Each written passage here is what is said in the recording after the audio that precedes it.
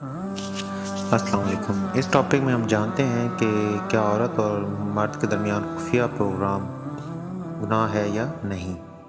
سورۃ بقرہ کی آیت نمبر 235 میں اللہ تعالیٰ فرماتے ہیں، تم پر اس میں کوئی گناہ نہیں کہ تم اشارتاً کنایتاً ان عورتوں سے نکاح کی بابت کہو یا اپنے دل میں پوشیدہ ارادہ کرو۔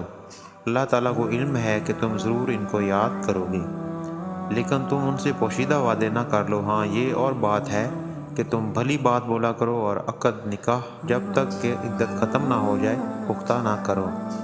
جان رکھو کہ اللہ تعالیٰ کو تمہارے دلوں کی باتوں کا بھی علم ہے۔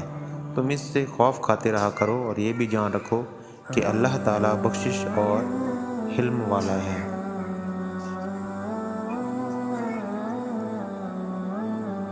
اس آیت کی تشریح میں ہم جانتے ہیں کہ جو عورت عدت گزار رہی ہو اس کو صاف لفظوں میں نکاح کا پیغام دینا اور یہ بات پکی کر لینا جائز نہیں کہ عدت کے بعد تم مجھ سے نکاح کرو گی۔ البتہ اس آیت نے کوئی مناسب اشارہ دینے کی اجازت دی ہے جس سے وہ عورت سمجھ جائے کہ اس شخص کا ارادہ عدت کے بعد پیغام دینے کا ہے۔ مثلاً کوئی اتنا کہلوا دے کہ میں بھی کسی مناسب رشتے کی تلاش میں ہوں۔